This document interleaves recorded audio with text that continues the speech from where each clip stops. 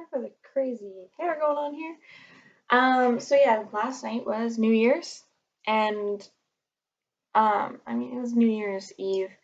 So me and my friends were online talking, and it was a little sad, but we were also up super late chatting.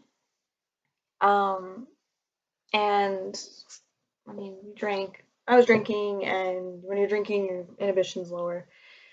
So there was definitely some binge eating going on, which isn't an excuse, but also in real life, like all my friends were eating, all my friends were drinking. So, and it's a holiday, so I'm not holding that against myself. I didn't even feel bad about it. Like I felt like it was totally justified and just fine to do on special occasions, as long as I can turn it off and focus the next day. And I did make myself feel a little bit sick, but that was also because I chose pizza to eat, and I ate like the whole thing, and my stomach doesn't love cheese, but I love pizza, so we pushed past that.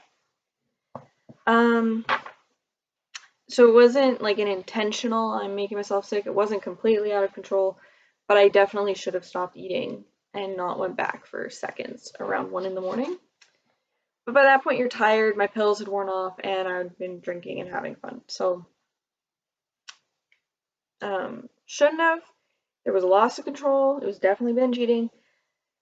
But it was binge eating that was like, for me, that might be a normal part of holidays. So we're just gonna move past it. I had to do my full review. So every 4 days, I do a review following the self-help book that I have, which is this one. And it asks you, like, what are you doing? Are you following all these questions? And if you are and you're doing it with ease and consistently, you move on to the next step. So the first step was to monitor, write everything down in your food journal, write the time you're supposed to eat, write where you're eating, what you're eating, how your emotions were, and then you put like a little star if it was a binge eating moment. And I carry around a big one when I'm at my house or like at my desk or something, but if I'm out with family or friends, I have a smaller one I can use. I got really good at monitoring, and then I moved on to step 2, and monitoring has become difficult because step 2 is a big step and it's difficult for me. It's all about developing regular eating. So eating at set times that are kind of the same every day. Obviously, you might have to change them if you have a meeting, or if you're like living with your family for the day and they're feeding you, you can't control all the time. But you make a plan that night or in the morning, and you write down the times you think you're going to eat, and you try and make sure that they're no more than 4 hours apart. So there's 3 meals, 3 snacks. My biggest problem right now is that I have Vyvanse, which is curbing my appetite. But also that when the Vyvanse goes off in the evening, it kind of erases like everything. Like I can full out still be really, really hungry in the evening. The other issue I have is I have to make sure that organizing my food and eating at the same time is a priority. So even if I have other things that I think are really, really, really important, I have to remember to push them aside, and that I have time now to focus on binge eating.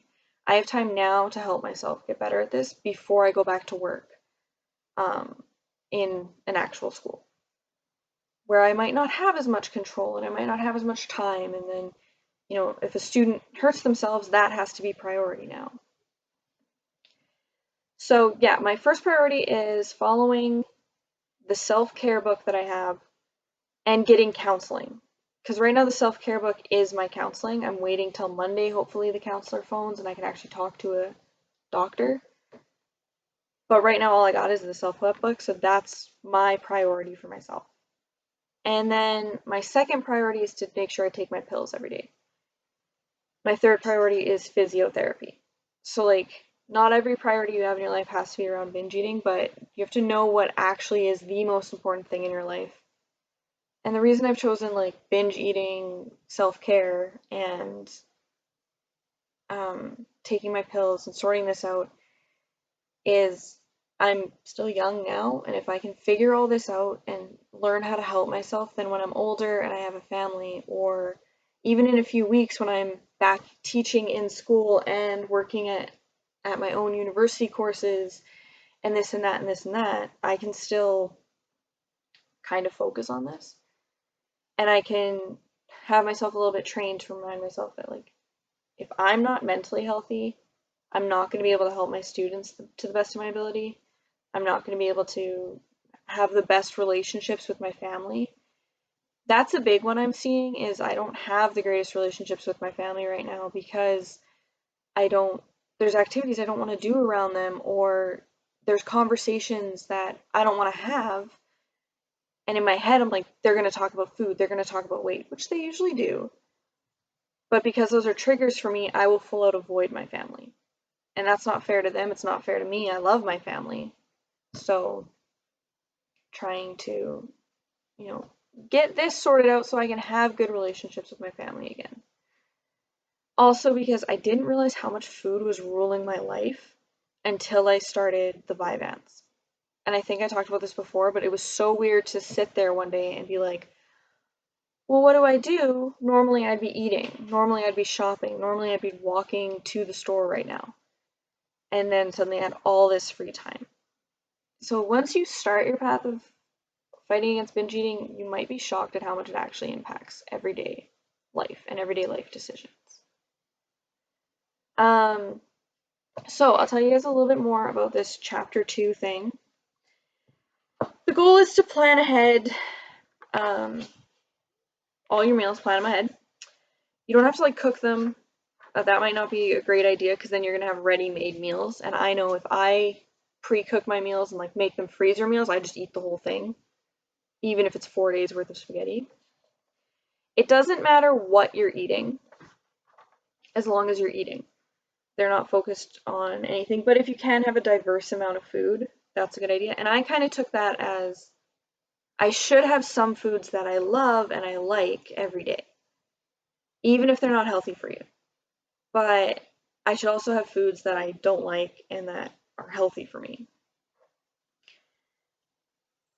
Make sure you eat all your planned meals and snacks. I do, not necessarily at the times that I said, but I'm working on that. Again, I have a phone alarm that goes off to be like, time to eat, time to eat, time to eat. Do your utmost not to eat in the gaps between meals. And this is one that is getting me hugely.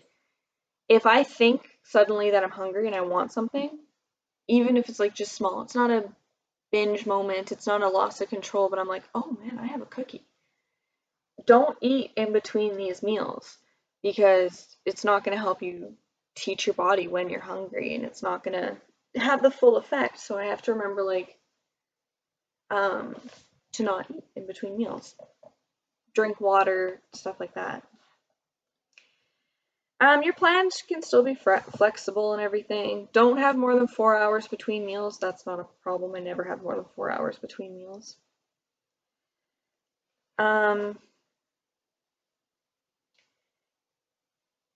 Your planned pattern of activity should take priority over other activities. That's kind of what I was talking about. Everything else needs to come second to what the steps in the self-help book are. And later, this self-help book might come second to what a therapist tells me to work on. But I have to get really good at this because I used to focus so much on, I might be working and be like, oh man, I just got to finish this first. No, that can wait. Go do your food thing. Go eat. It might be like, I'm in the middle of a workout. No, stop your workout and go eat. And that's so counterproductive in my mind. I get so stuck behind that.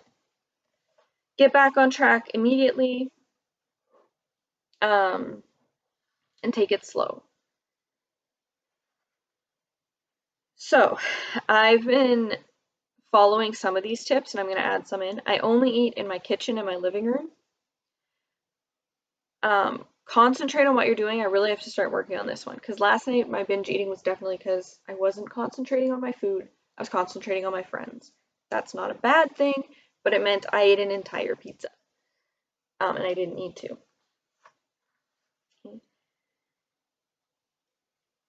So controls over the way you're eating, putting down your utensils, insert pauses, walk around your house and come back, go start the laundry and come back. When eating with others, do not be persuaded to eat more than you had planned. It's so weird because at Christmas I did this. Nobody could tell me to put more food on my plate. But when I left my family, nobody could stop me from eating a bag of chips and a muffin and another bag of chips. And last night, none of my friends were telling me to eat, but because I was with them, I wanted to eat. Because that was socially what I've always done, is eat when I'm with my friends.